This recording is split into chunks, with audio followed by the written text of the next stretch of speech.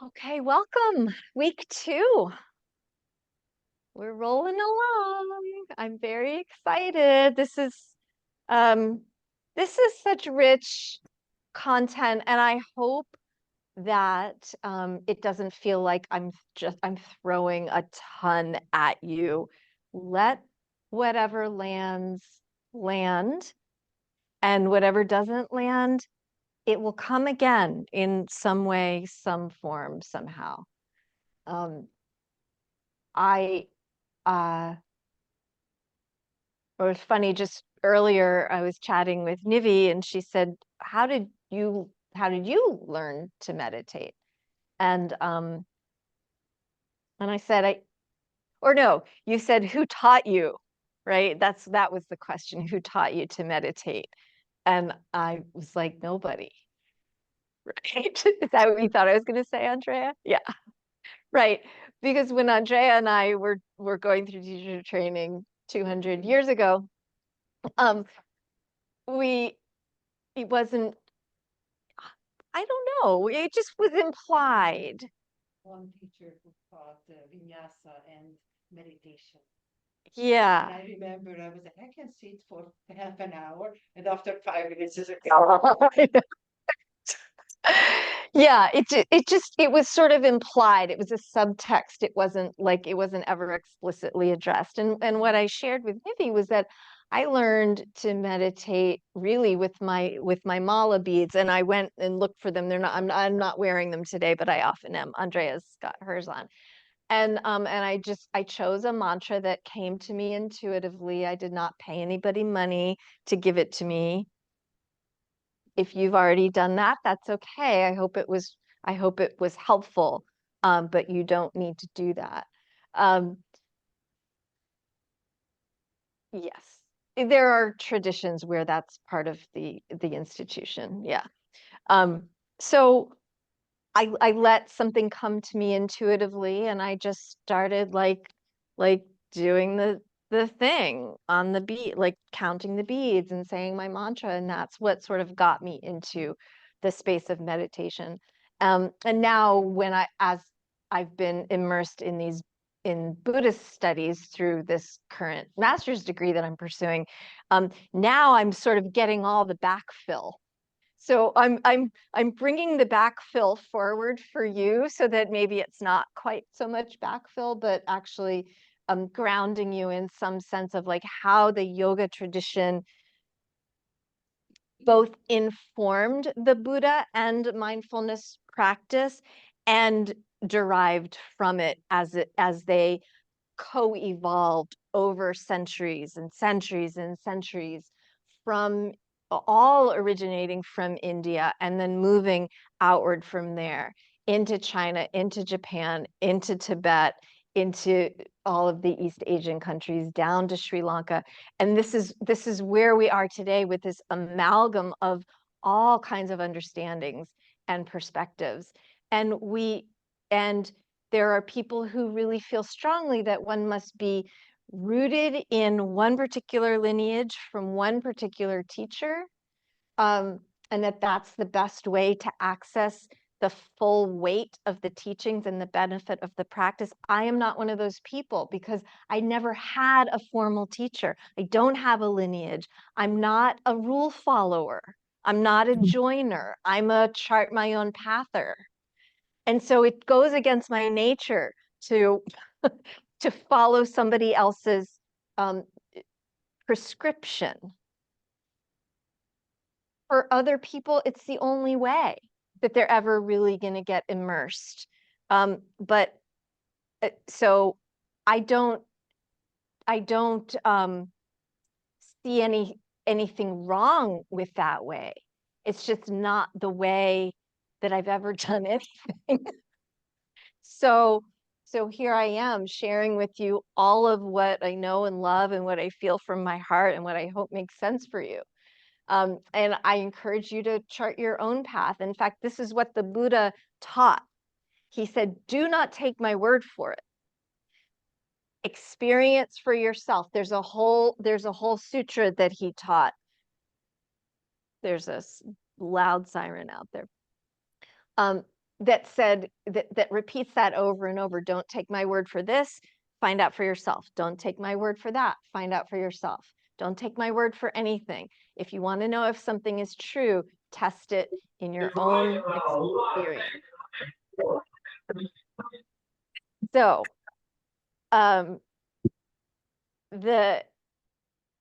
ideas that I'm sharing are ideas that come from various traditions. And so they are rooted in, like, I didn't make it up. I didn't dream it up last night and decide this morning, okay, this is what I'm going to share with you tonight. But I'm sharing it with you from my own take on it. All right. So let's start with just a few minutes because I want to get in 4 short practices tonight that each one corresponds to the 4 foundations of mindfulness. But before we get into any of that, let's center for a bit. And I'm going to stop chattering. And we will come together and just take a moment to acknowledge the presence of all of us here who are here technologically speaking and who are here bodily speaking and who are here after the fact speaking. And just please accept my gratitude for your attention and interest. You can take a moment and perhaps offer some gratitude out to anyone or anything that makes it possible for you to be here tonight or whenever you are here. And give that a moment of open-hearted breath in and out. And now feel the ground beneath you in whatever way it is supporting you. And feel yourself rising up away from the ground into whatever inspires you.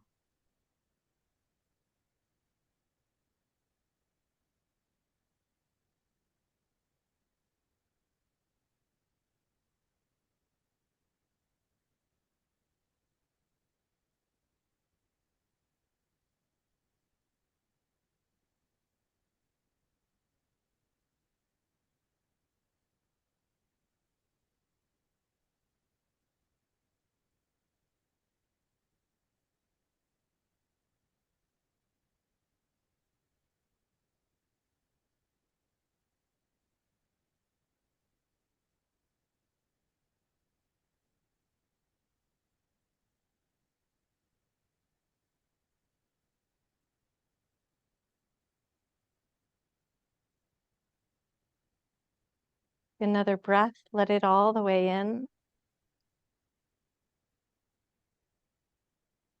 And breathe it all the way out.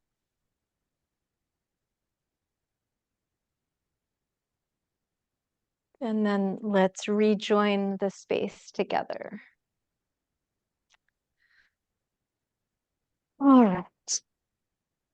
So for my program, I'm supposed to aim for 5 hours of meditation a week, which is a lot. And if I do 40 minutes in the morning and 40 minutes in the evening every day, that gets me there. And so, but I wonder, like, could I do 1 minute 80 different times during the day? Does that count? And I want to say, like, by the book, no, but by the spirit, absolutely. And that is by way of me encouraging you to not give yourself some sort of like rules about how long counts. It all counts. I said this last week. It accrues interest. It compounds.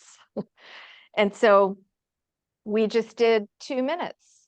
That's awesome. And if in those 2 minutes you were able to get sort of like a clear, quiet speck of a second, that's even more awesome.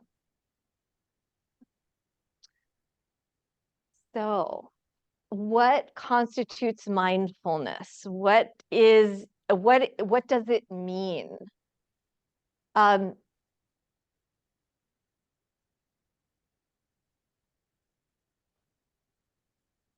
teaching of the four foundations of mindfulness comes from some of the earliest scriptures of the Buddha.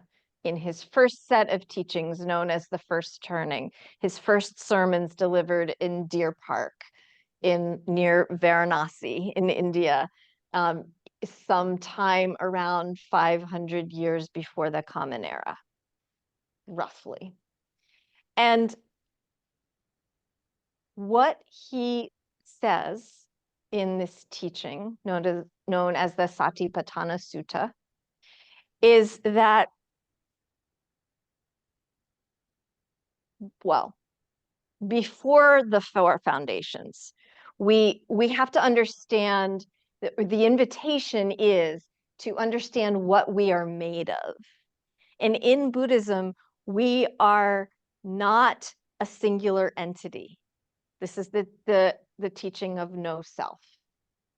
I referenced it last week, anatta. They're the three marks of existence: suffering, impermanence, and no self, right? So, but we're here, we have experience, we can see each other. Don't tell me that Basima doesn't exist. I see her right here. She's sitting right in front of me, right? Like I have hugged her before. I know what that feels like. Like she is an embodied thing, a living, breathing person, right? But what is she made of? What are we all made of? So in Buddhism, we are known as embodying 5 skandhas. And the word skandha in Sanskrit means piles.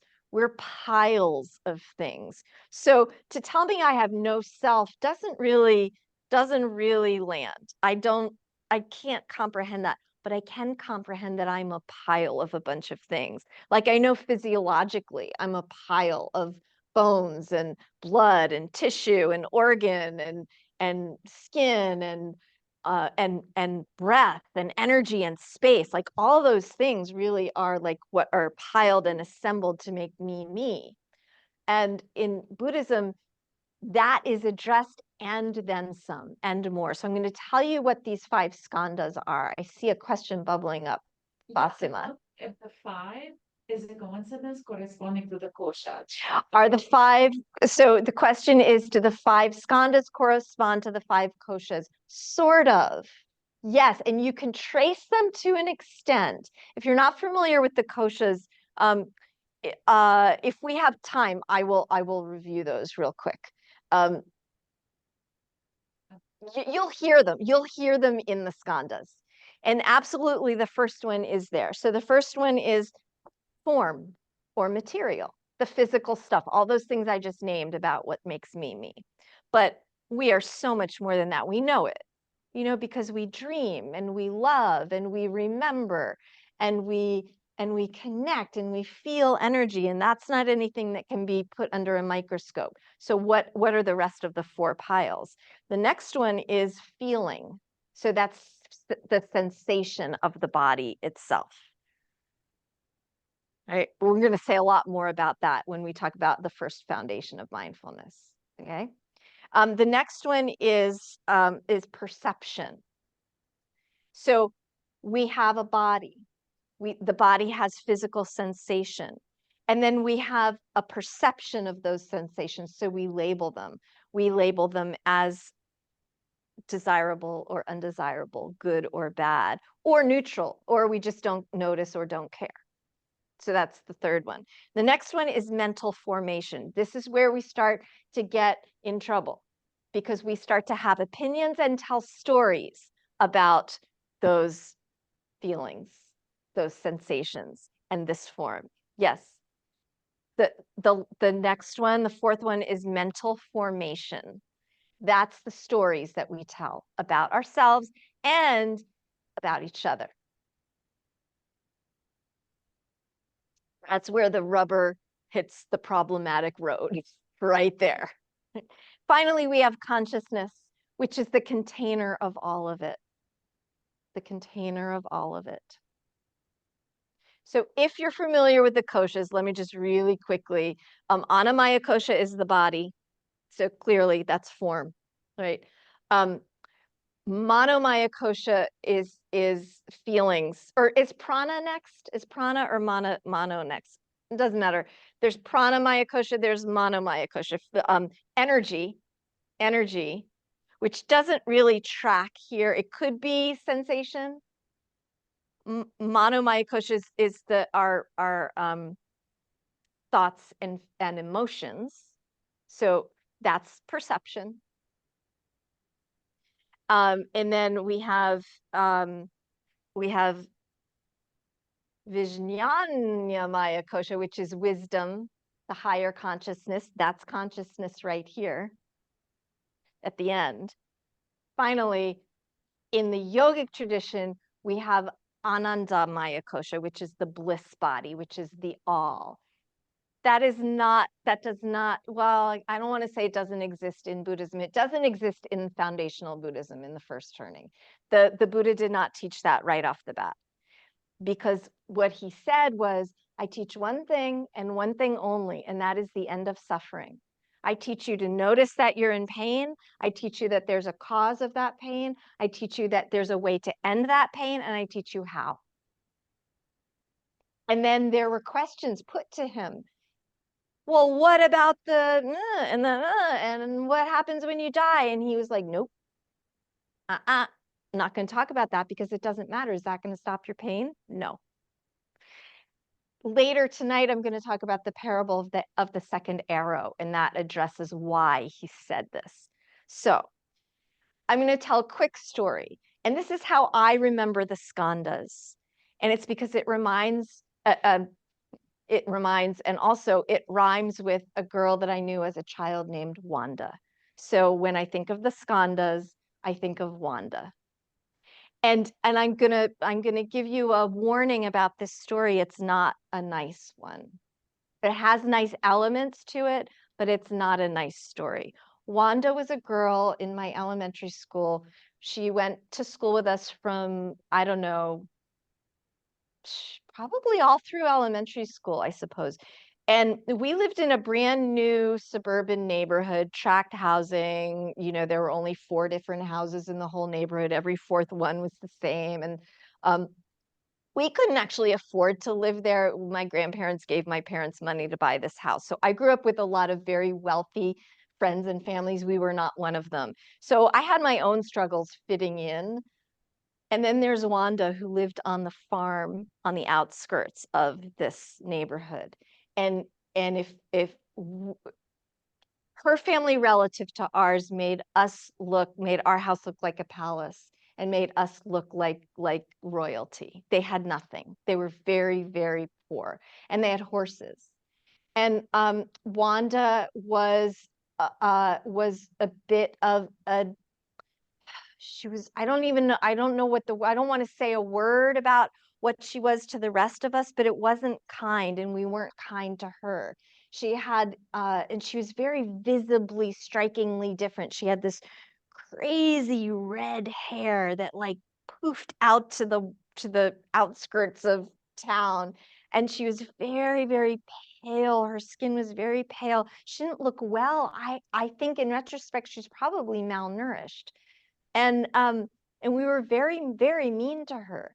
And I, as who was sort of like sitting in between all the rich little spoiled princesses and Wanda, I was like, well, I know where my bread is going to get buttered. So I really harshly turned my back on Wanda. And but my mother, who was not one to intervene. She was not one to like get her hands dirty in the mess of anything. She knew that the way we were treating Wanda was wrong. And so she insisted that I play with Wanda. And my best friend Laura also, that we invite Wanda to our house to play. And so we did that, and Wanda showed up on her horse. And we got to ride the horse. It wasn't enough. it wasn't enough to make us like her. It wasn't enough to make us kind to her. But my mother, in her elegant, quiet way, sent that message that this is not okay and you need to be kind to this girl. And it's so striking in my memory because my mother never did things like that. She never intervened. She had her own dark internal struggles with depression. Most of the time she was in bed. So for her to get up and say, we're going to do this, was huge, and it made such an impression on me. What does Wanda have to do with Skanda other than that they rhyme? So I want to use this as an example because it helps me sort through form, feeling, perception, mental formation, and consciousness. Okay, and I'm going to start with the form. Her form was striking and different. And so visually, right? The feeling, the sensation, and when we say sensation, we mean all of the senses are engaged. The sensation was a difficult one because she had an odor. And probably because I don't think their home had indoor plumbing. I mean, they were really, really poor, and this farm was very run down. So she would come to school unwashed, and you could tell. So the sensation, the feeling was the smell of her. The perception, now we get into the labels. The perception was it was unpleasant. And then the mental formations, we had a story that she didn't belong. But my mother had a story too, that it's not okay to be unkind to any human being on the planet. So my point in bringing my mother's perspective into this, my mother's story, my mother's mental formation, her fourth skanda was very different than ours, but it's the same person. This is the teaching of no self, because Wanda was not just one thing. She was many things to many people, just like we were, just like my mother was. My mother, this like, you know, in that moment, in that circumstance, a great moral guidepost for me and my friend. And also, you know, a woman who found it very difficult to parent because of her own struggles. So, right, like nobody is one thing, and that's how the skandhas work, because everything is fluid. Nothing is permanent. Nothing has inherent existence.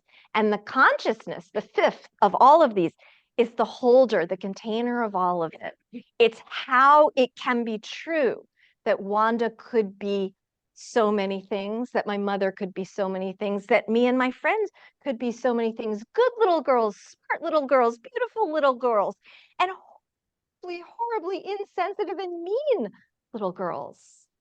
All of it can be contained in an experience. Mindfulness of the body is the first foundation. If we are addressing mindfulness of the body, we are simply saying, what is the body in the body? What is the physical reality of this body, my own, and every body that I see in front of me? It's not the bodies of the people that I remember or that I may see later. It's the ones that are physically present. So this is all about sensation. And it's all of the substance of material creation. It's the floor, it's the technology, it's the flesh and bone. It's anything that you can tangibly experience. It's what's internal to our own physical body, and it's what's external, so other bodies. And it's can be both or neither, both internal and external, or neither internal nor external, meaning there's no such thing as mine or yours. There just is form. There just is material. So if I'm contemplating Wanda, if she were sitting in front of me right now, a mindfulness of the body would simply be to see her as physically arising in this moment. And that's it. And do you see the difference between all of the other stuff about her and just her? All of the other stuff that we say about ourselves? Or can I just be mindful of my physical form right now? And this, my friends, is if there's nothing else you ever experience in a meditation or mindfulness pursuit beyond mindfulness of the body, this can be the whole meal right there. Because think of all of the things that frees us from. All those ideas that we have about our bodies, gone, don't matter. All of these fears about our bodies, gone, don't matter. All of these memories that we hold in our bodies, gone, don't matter, in a moment of pure mindfulness in this first foundation of form.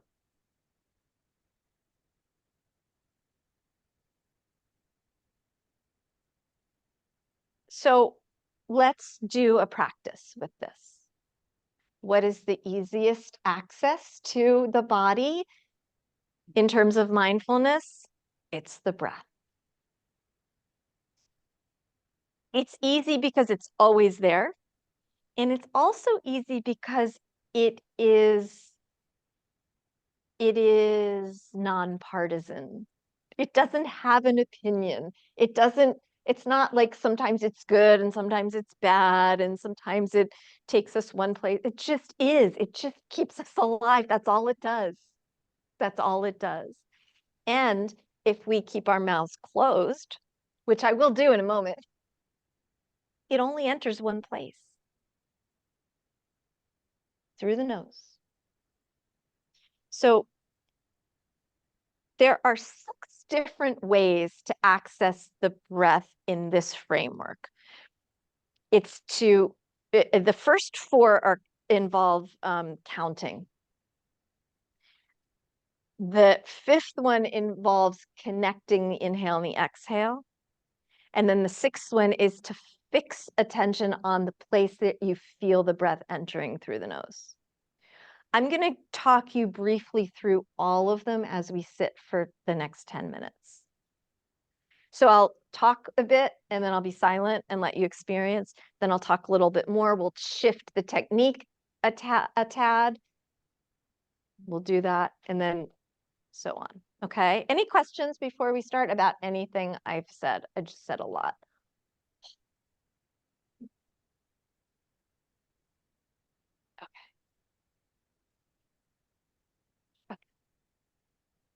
You're going to talk about the counting. I'm going to guide you through the counting, all of it. Yep. We're going to start with simple counting, and we're going to count to 12. I'm only going to talk you through 1 and 2. We will count to 12. 1 is going to be an inhale, 1, 1, 1, 1, 1, and exhale. You're not repeating it in your mind. You're just saying it one time. 1, and then it's going to be 2. Okay. I'll talk you through the first 2. All right. So get comfortable. Find a tall spine. Make sure you feel supported. Exhale. And then your next inhale is going to be 1 all the way in, all the way out. And when it turns to the inhale again, it's 2 in, all the way out. 10 more.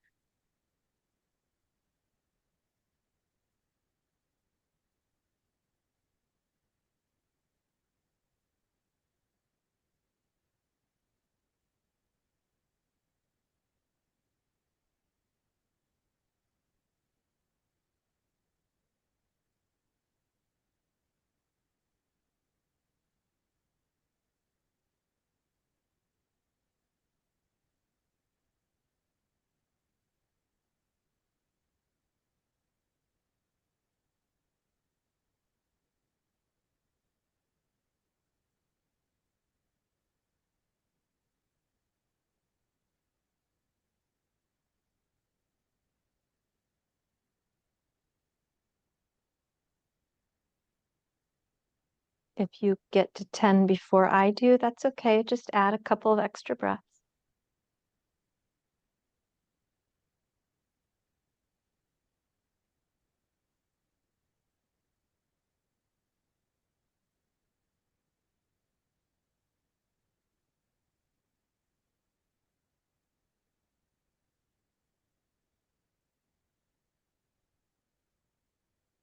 For the next form of counting, the inhale will be 1 and the exhale will be 2. And we'll do this to 20.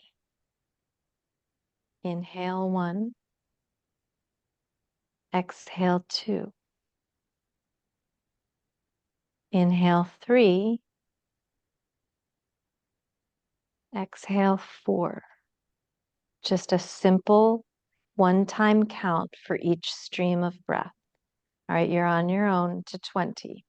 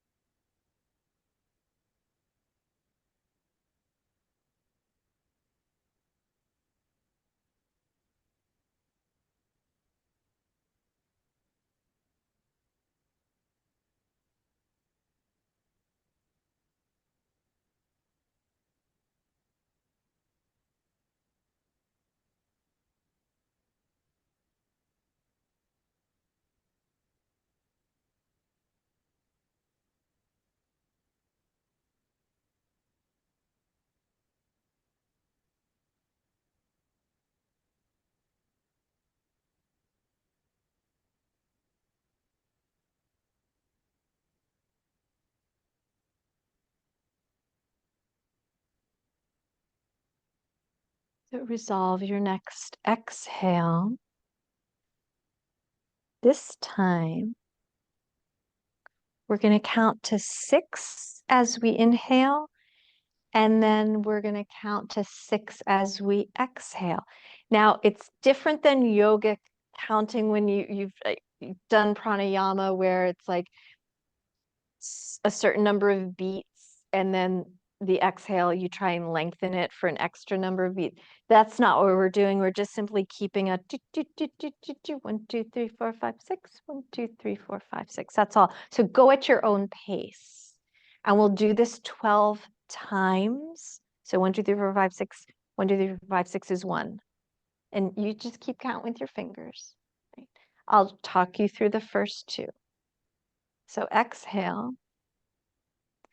And inhale, 1, 2, 3, 4, 5, 6. Exhale, 2, 3, 4, 5, 6. If you want to go slower, go slower. 1, 2, inhaling, 4, 5, 6. Exhaling, 2, 3, 4, 5, 6. Continue.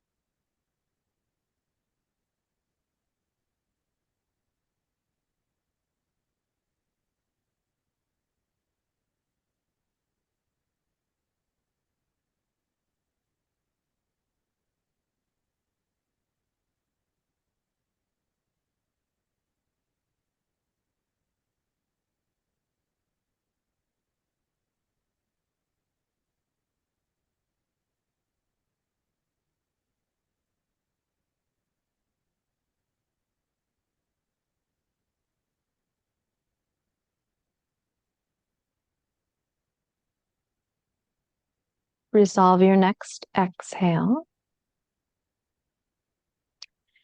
This one gets a little fancy. It's going to be an inhale in succession, just like we did previously. 1, 2, 3, 4, 5, 6. Exhale. 1, 2, 3, 4, 5, 6. The next one, 1, 2, 3, 4, 5, 6, 7. 1, 2, 3, 4, 5, 6, 7 on the exhale. Then the inhale is 1, 2, 3, 4, 5, 6, 7, 8. We're not lengthening the breath each time we increase the count. You can quicken the counting pace. Does that make sense? And we'll start at 6 and we'll finish at 12. Just one round. So 1, 2, 3, 4, 5, 6 is the inhale. 1, 2, 3, 4, 5, 6 is the exhale. Then we do one for 7, for 8, for 9, for 10, 11, 12. Okay? I'll talk you through the first two. So exhale and inhale. 1, 2, 3, 4, 5, 6. Exhale. 2, 3, 4, 5, 6. Inhale.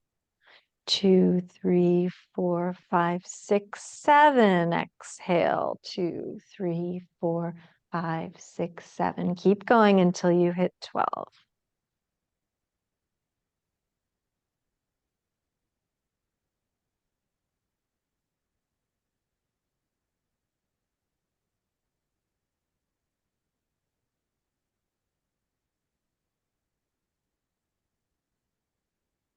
Sometimes if I reach the number before my breath is finished, I just hold on to that number until the breath catches up.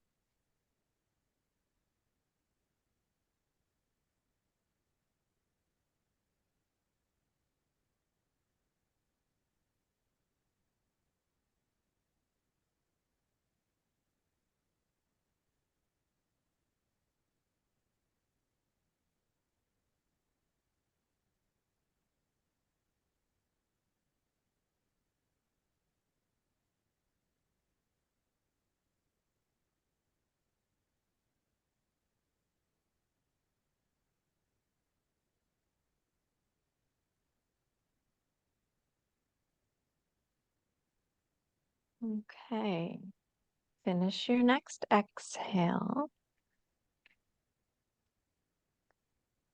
So those are 4 methods of counting. You could make your own up. There's no limit to what you could count by 5s, you could count by 2s, you could count only odd numbers. You can do multiplication. It's up to you. Try for yourself, see what works.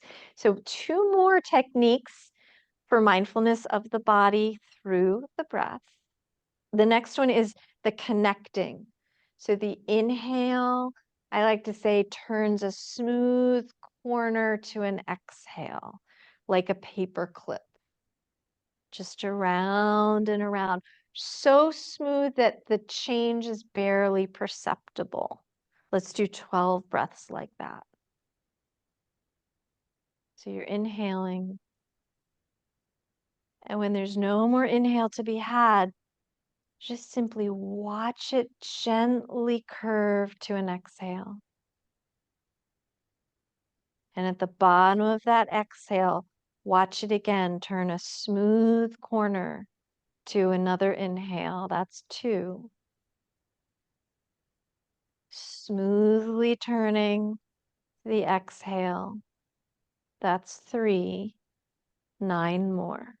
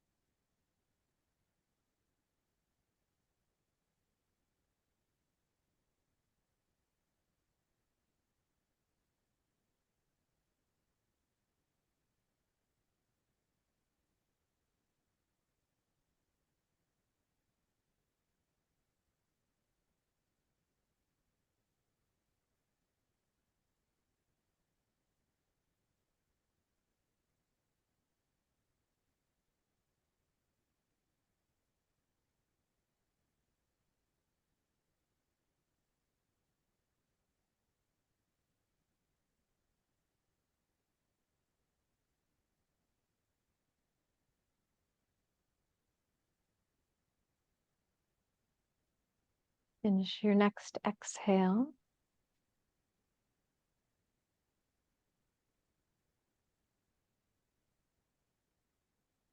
Finally, we are going to fix the mind in the spot where we can feel the breath entering and exiting through the nose.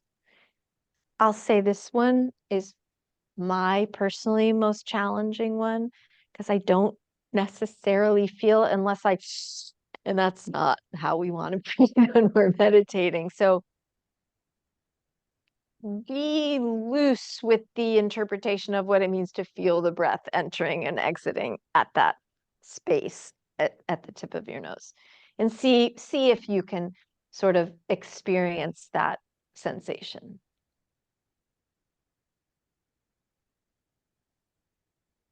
And you might say, oh yeah, there it is.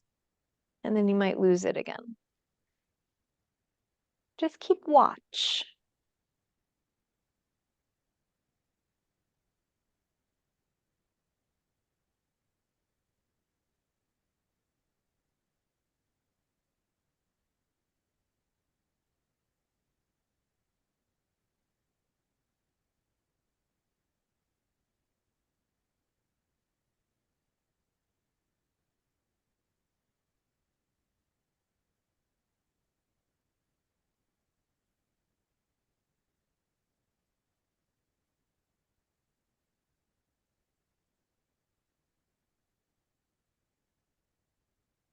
One more breath here like this.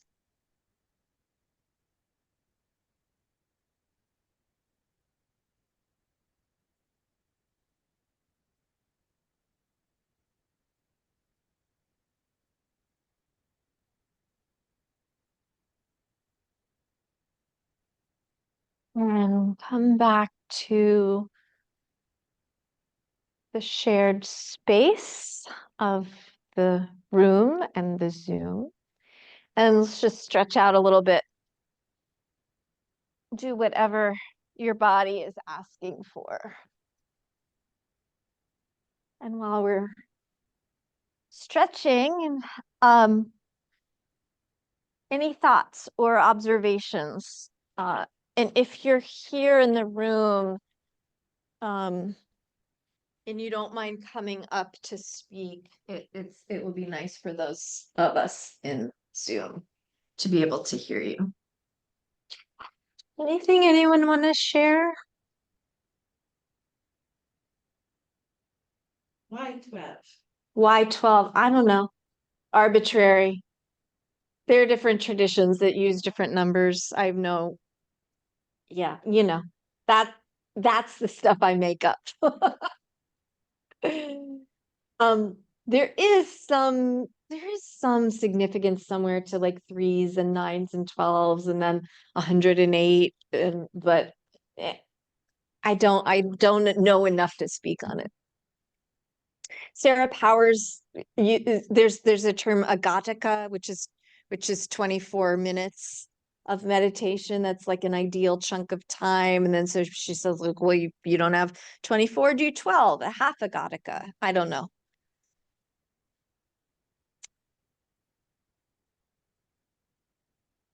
Anything else? So Annie, will you repeat the instructions to the very last one, the one that you found challenging?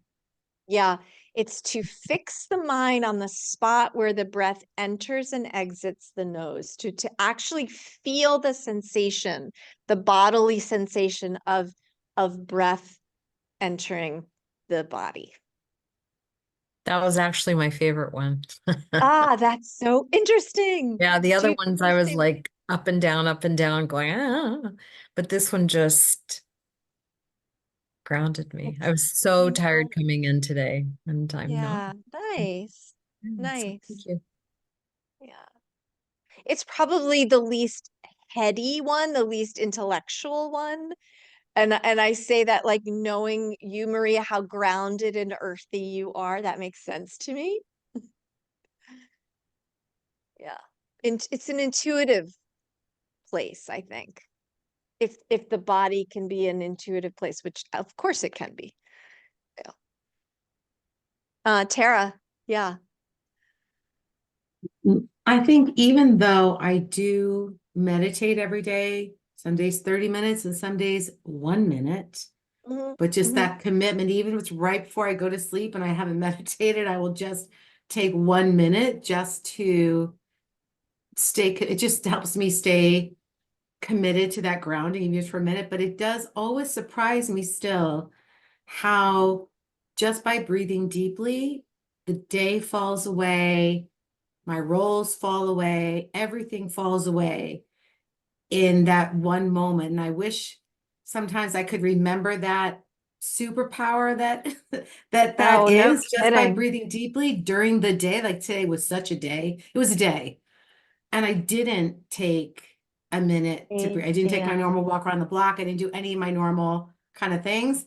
And for as long as I've been doing this, it still surprised me like, wow, that's like amazing. Like I need to remember that during the shenanigans of the day, but good. Yeah. Yeah. It's so true. I have that experience all the time. Like, oh yeah, I should do that more often. I love You know? this, right? Yeah. What do you know? Go. That's how I feel about yoga asana too. I get on the mat, like, oh my God, that's right. This thing is so great.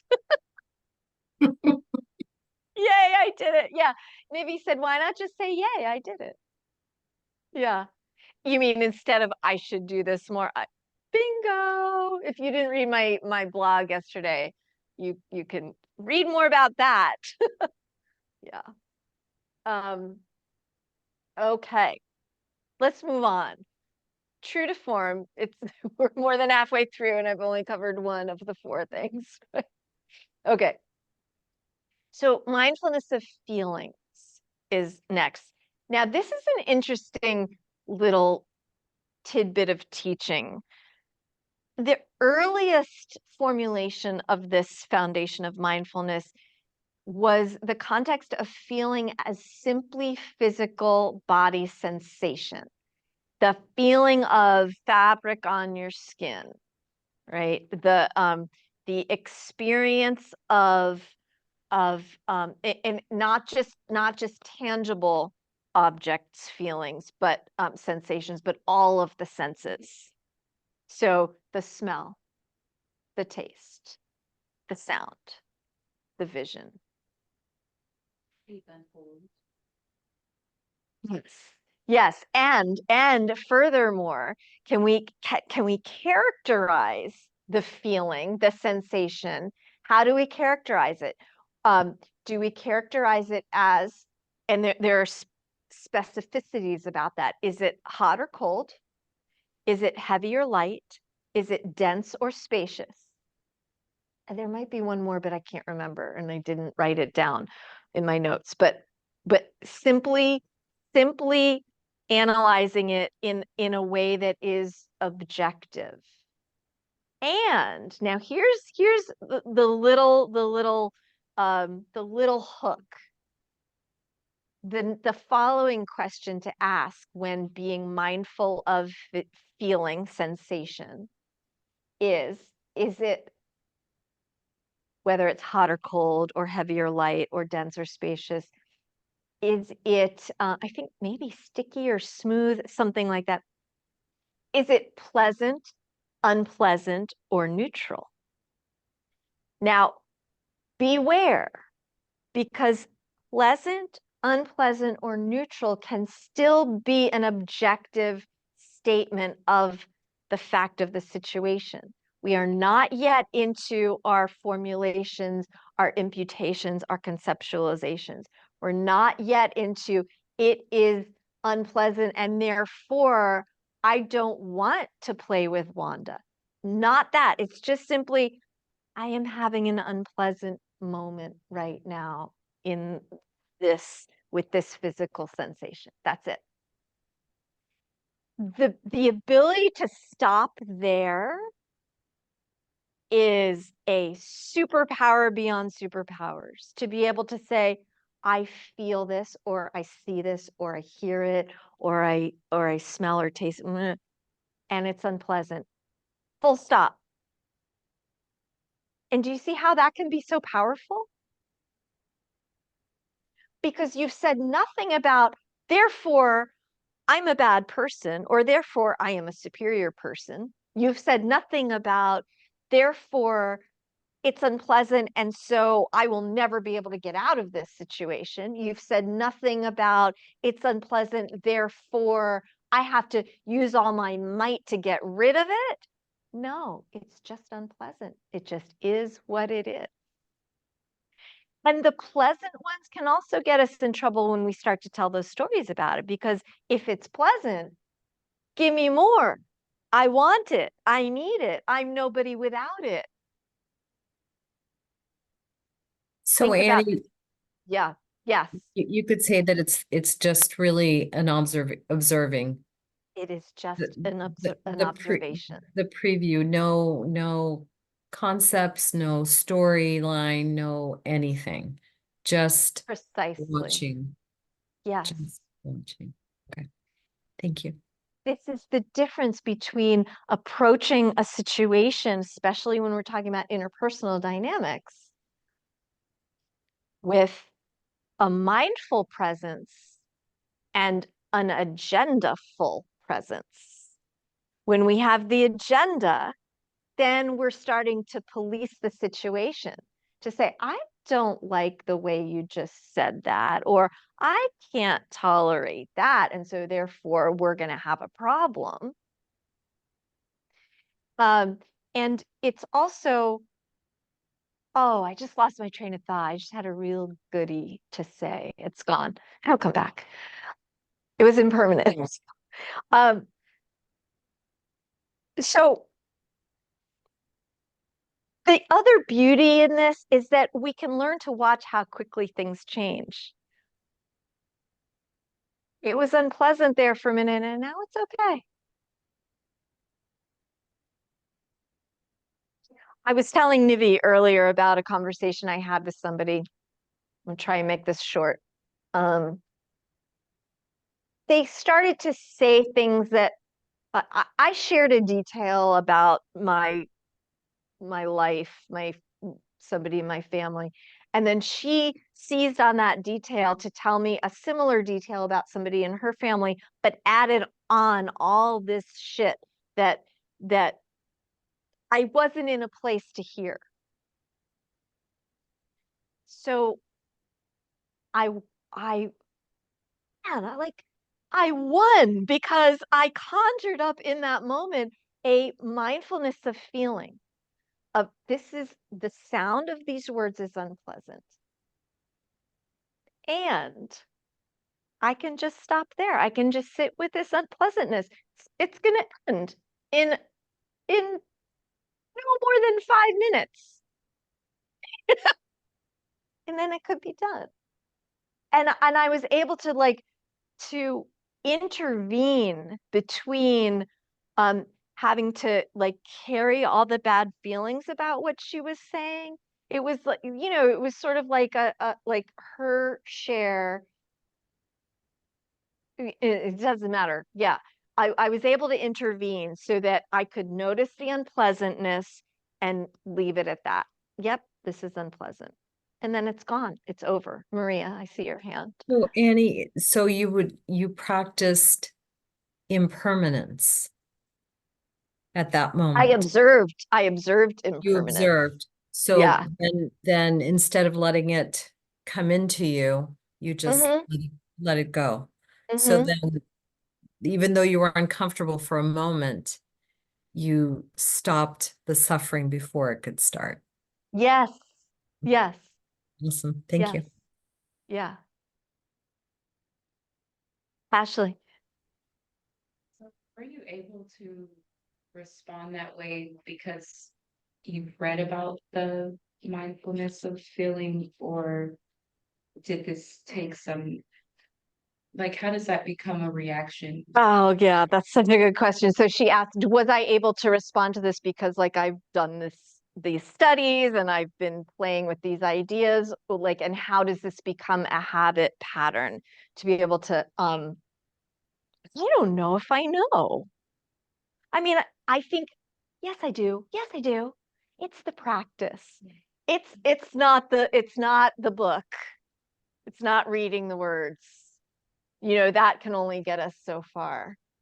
It's sitting with the shit day after day after day. It's just sitting with experience and watching it rise up and fall away. That's got to be it. Because 10 years ago, oh, it would have been an ugly scene in my own heart, if not like with that person, you know, like me feeling the compelled to say, like, you know what you're saying right now is really upsetting me and I can't hear it.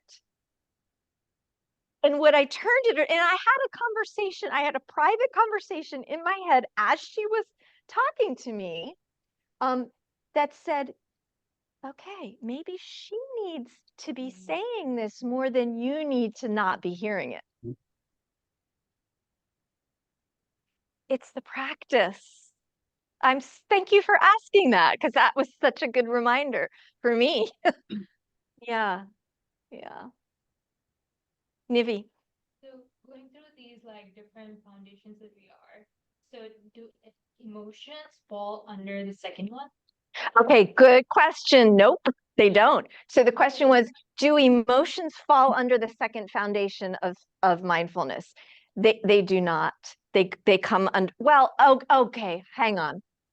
Depending on which interpretation of the teaching, they don't and then they do. So the earlier teachings of the second foundation of mindfulness were just, no, it's just physical sensation. It's just the sensation of the 5 sense gates. Later interpretations added the emotion of pleasant, unpleasant, or neutral feelings, emotional feelings. Basima. I'm lost. Okay. Okay. Asking about the second, are we talking about the second out of the 4 or The second of the four, the second, no, the second of the 4. The the feeling? body, feelings, body, yeah, we're on the feelings. So initially they were just sensation through the sense faculties, and what's the nature of that sensation, and is it pleasant, unpleasant, or neutral? And what is the and then later it's like, okay, the emotion of it. But the powerful piece of like emotional reactivity really doesn't come into full force until the thoughts. Yeah. So Annie, And if we're talking, yeah, go ahead, finish. no, you, So you're saying what I'm hearing you say, that it all comes back observing, letting go, not engaging, to the benefit. How could you refer to the benefit perhaps she needed to tell you? yeah. So it all comes under, for me, under the umbrella of compassion. Yeah, absolutely. And So, it's not engaging. It's actually engaging deeper, right. right? On a Like on a that's a superficial level, huge that's what I meant. distinction in compassion practice, in compassion work. It's the deep engagement minus the selfish agenda. Let's Annie, I'm sorry, could I just ask one more thing about this? yeah, Um, please, Marla.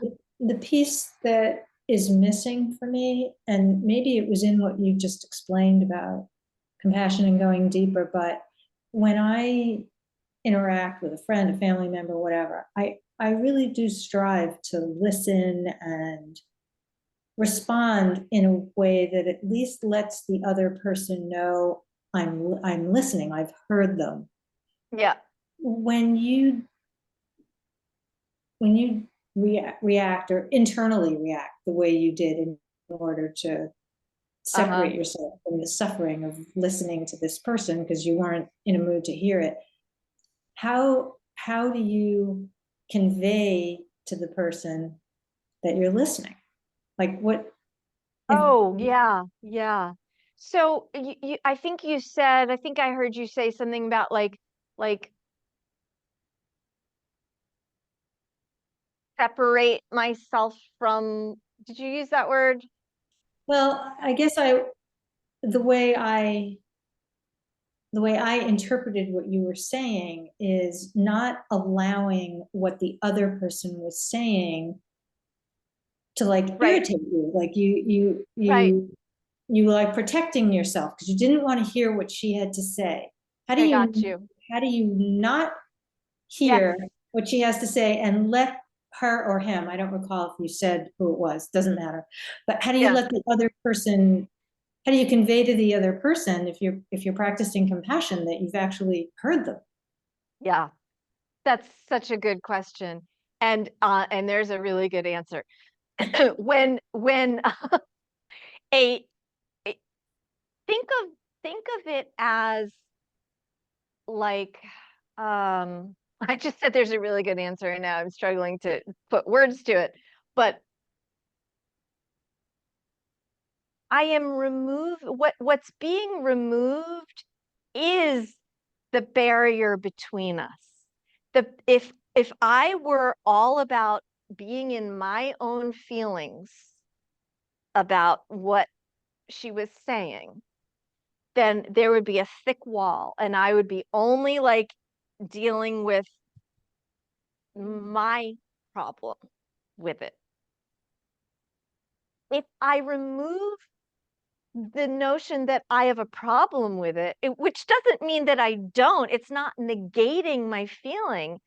It's being mindful of it and watching it as a simple, small piece of the full equation, that there's me here and there's them there, and we're together.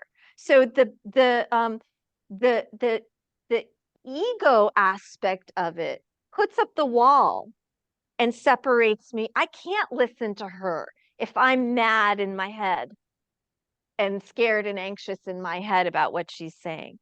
But if I can pause before the anger, the anxiety, the fear takes hold of me, then I can listen more closely. Then that brings me closer to the connection.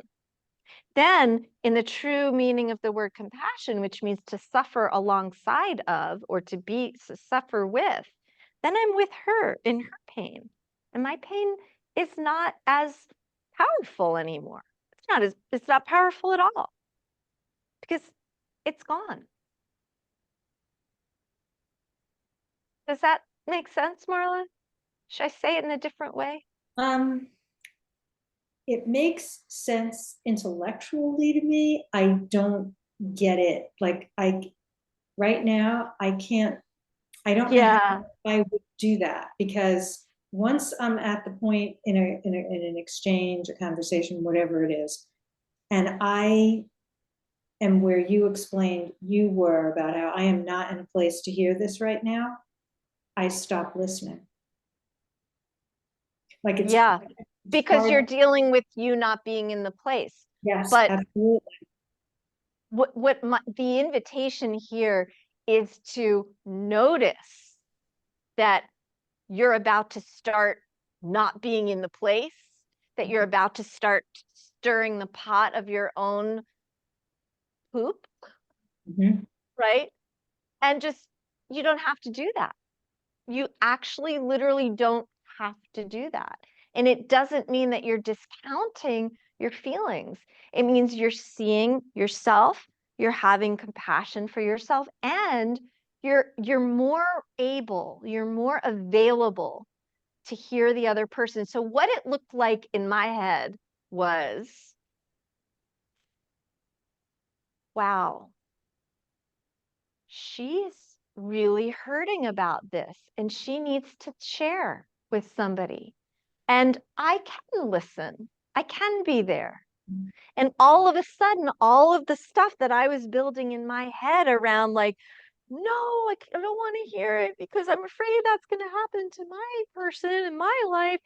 That just that literally like it was like a fog that lifted, and then I was there with her, and then I could hear her. It's the elimination of the ego that separates me from her that brings me closer to her, to be able to hold my seat and abide what's coming up for her. Okay. I- Yeah, Yeah, folks do. we can, Marla, you know where to find me. We can talk more about this anytime. Annie, I have a similar question. It's a little Okay. different. Okay. Same kind of situation, but the person that is speaking with you is being hurtful.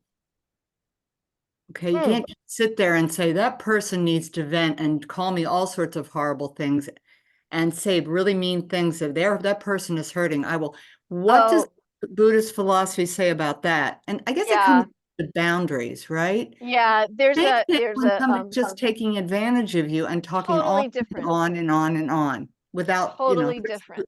yeah, what is the Buddhist philosophy about that? Or is that a totally different Have you topic? heard about the snake? If if the if the if the Buddha sees, well, I don't know if it's the Buddha. I don't know exactly how this goes, but it's something like if there's a snake in your garden, let the snake be. It's fine. If there's a snake crawling up your leg and about to wrap itself around your neck, you kill the snake.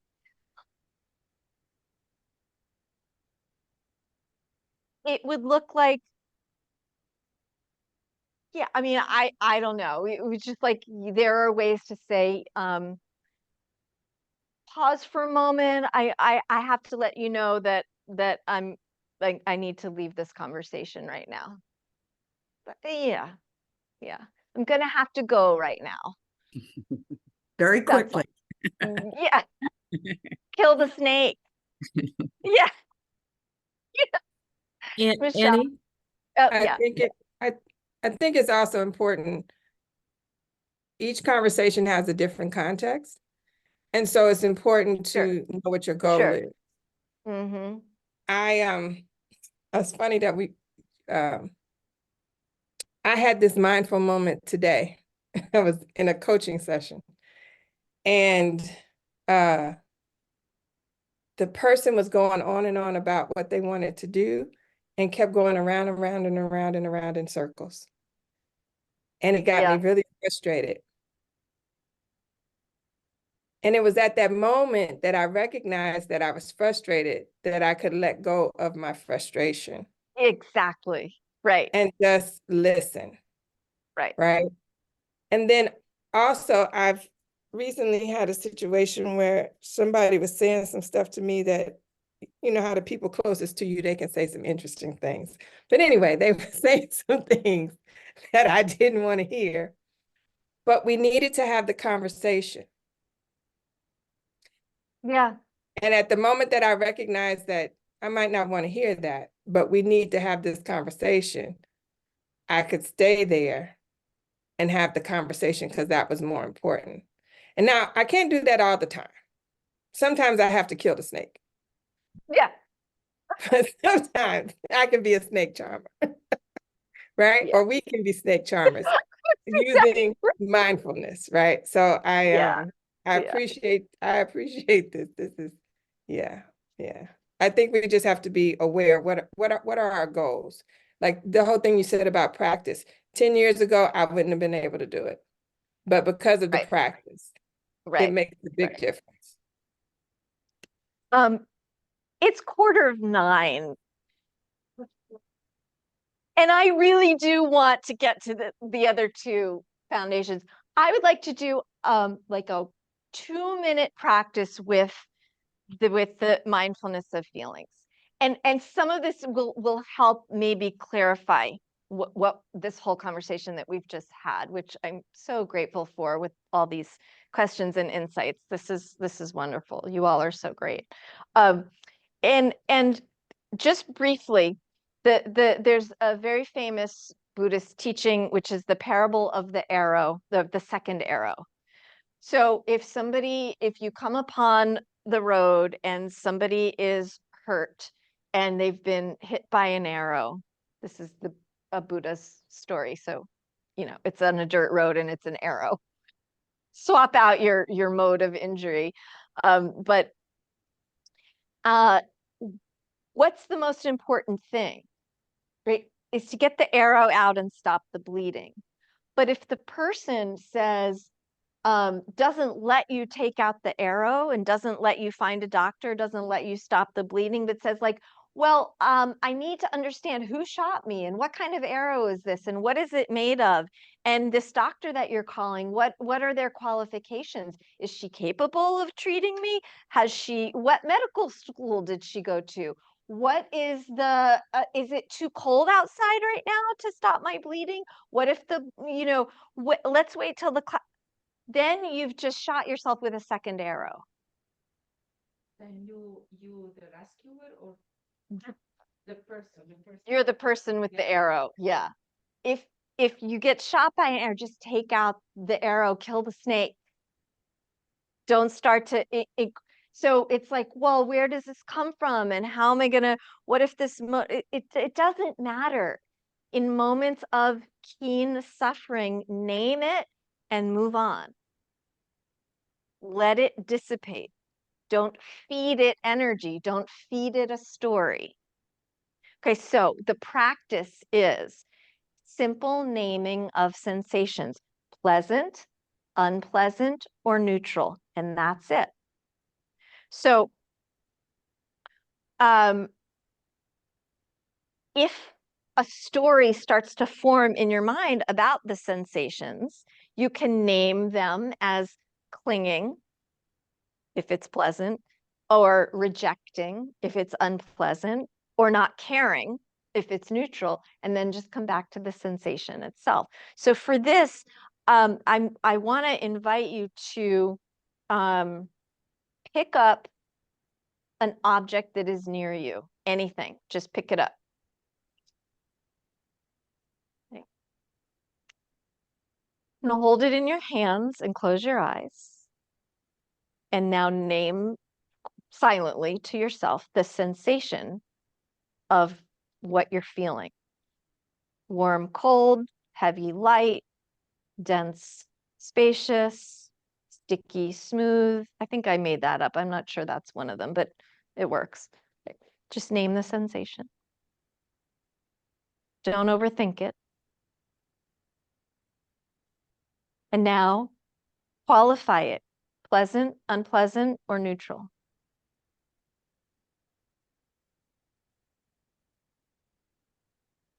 Notice if in that moment of pleasant, unpleasant, or neutral, you started to have a conversation about why it's pleasant, unpleasant, or neutral. Come back to the simple fact of pleasant, unpleasant, neutral.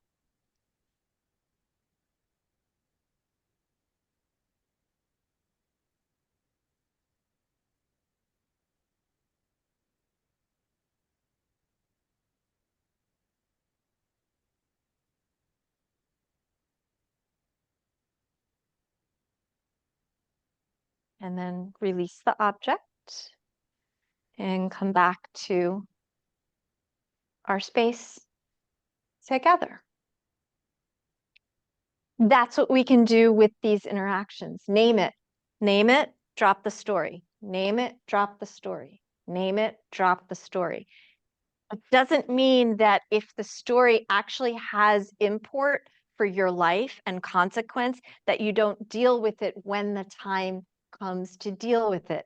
I had certain feelings about what this person was sharing with me that had to do with my own fears regarding things. And so later, I revisited those fears and I sat with them. But in the moment of mindfulness, it was simply unpleasant. Drop it. And then I can be more fully present for the conversation. Okay. We're going to do the last two foundations of mindfulness in 11 minutes. We're We're going to get through it. Mindfulness of mind. So now the awareness widens to include the container of all of the emotional stuff, all of the stories, all of the imputations and conceptualizations and interpretations of our experience. This is when we make room to consider that whether the attitude that is in whether the attitude we're taking is informing the situation or inflaming it or desperately trying to control it. This is where the evil twins of pleasant, unpleasant, and neutral turn into the three base hindrances according to the Buddhist tradition, which is greed, hatred, and delusion. You may recognize those from yogic teachings of the first three of the five kleshas. Avidya, not the first three, the first and the third and the fourth. Avidya, which is ignorance or delusion. Raga, which is attachment / greed. And dvesha, which is aversion / anger. So greed, anger, and delusion are the twin sides, the evil twin sides of pleasant, unpleasant, neutral. Pleasant turns into craving and grasping and attachment. Unpleasant turns into anger, rejection, aversion. And neutral turns into ignorance and delusion and putting, burying head in sand. So mindfulness of mind recognizes that shift. And we say, oh, there I am craving validation from this conversation, or, oh, there I am getting all scared. In this moment, we can see how everything has a cause and effect, how these five skandhas, this heap of us in our present moment experience is fluid and interacting with every other heap of person that's in our midst. Because when we're able to see pleasant turning to attachment, then we're able to see the reality of we can't have pleasant without unpleasant. We can't have sun, all sun and no rain. Otherwise, we would perish from the earth because there would be no food to grow. So you got to have some of the bad with some of the good. But you have to be able to see how to strike that balance. You can't have love without grief because someone's going to die first. So we have to be able to see the whole mix of life and reality. Cannot have one without the other.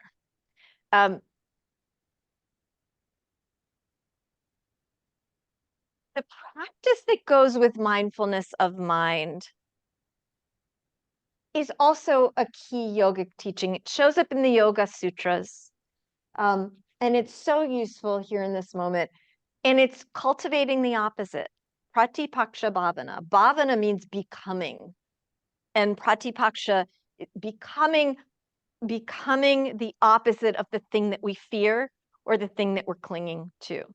So it turns into something like, I hear myself saying, Brad is driving me nuts, to, I wish for Brad that he finds well-being and peace.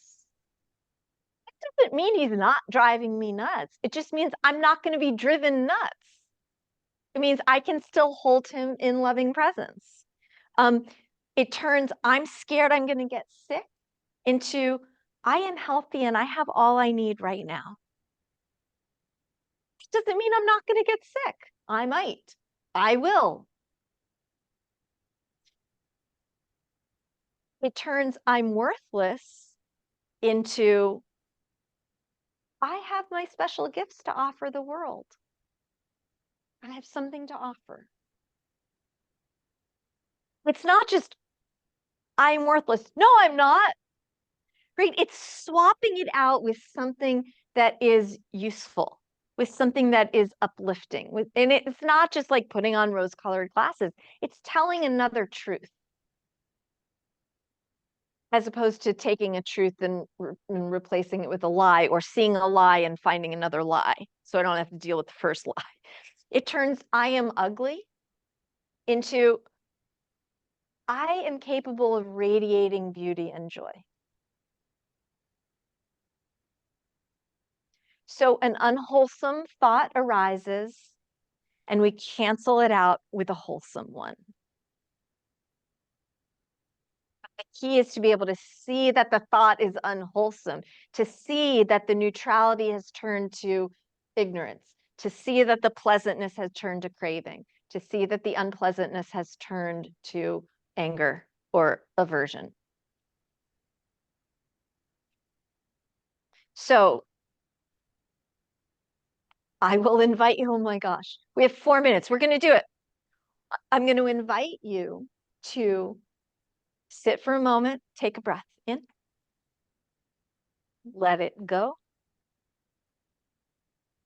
Take your absolute most favorite #1 hit of negative, unwholesome thought about yourself. Just pick it.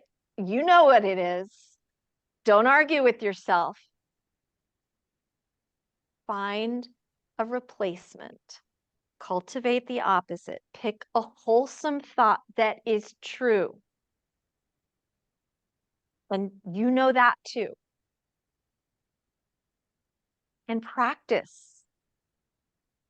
Create a new neural pathway in your mind that every time that #1 hit of horrible thought enters your brain, replace it with the other one immediately. And it could be as simple as, may I be well, may I know happiness, may I find peace.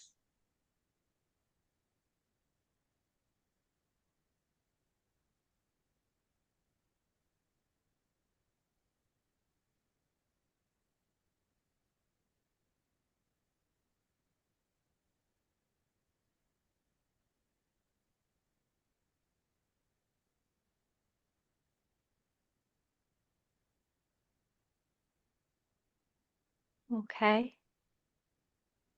30-second story. When my girls went off to college 5 years ago, 6 years, 5.5 years ago, and I was terrified and I was sad and I went to talk to my therapist about it, and she said every time one of those thoughts comes up, replace it with like, may they be protected, may they be held in light. I have done that every single day since. Every single day. It's one of the first thoughts that I have in the morning that I've trained myself to have. Okay, #4. It's 8:59. It's impossible to do this one in 1 minute. #4 is mindfulness of Dharma. And the word Dharma has so many different meanings. In the yogic context, it means purpose or path or law. In Sanskrit, the word is dharma. The Pali word, which is where it's found originally in this teaching, is dhamma. And it has a slightly different connotation. It means phenomena. It means mental objects and the puzzles in the puzzle pieces, the pieces of the whole puzzle, the links in the chain of existence. It includes, now wait for this, it includes the 5 skandhas. It includes the 4 noble truths. It includes the Eightfold Path. We talked about those last week. It includes 7 factors of mindfulness. Those are in that article that I sent you to read, so you can read more about them. It includes the 3 marks of existence: impermanence, no self, and suffering. Thank you.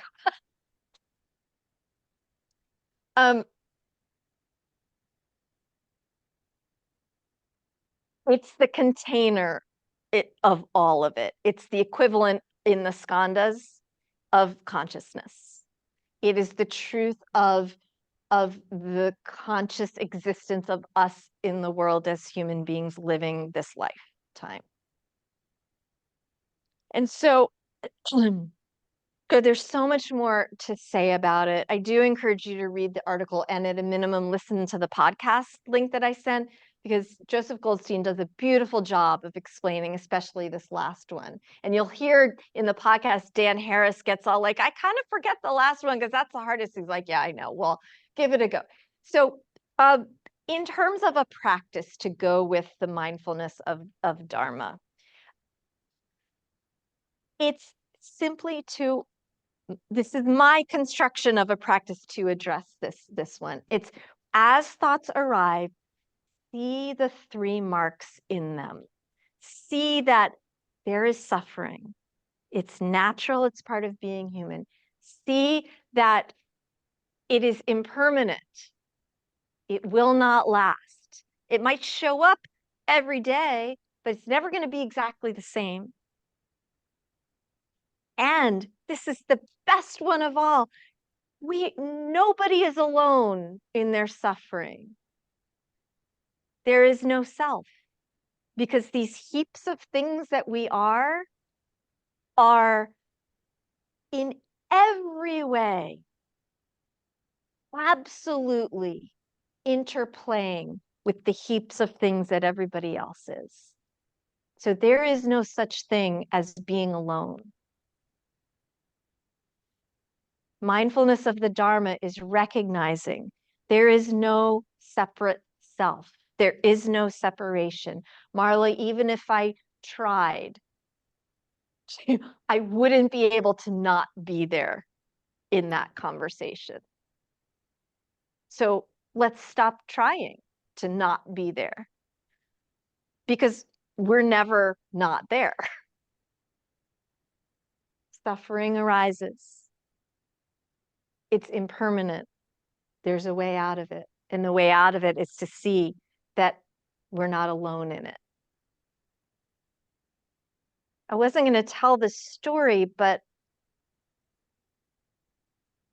no, I'm not going to do it because it's too late. And I want to honor your time. So we can revisit next week.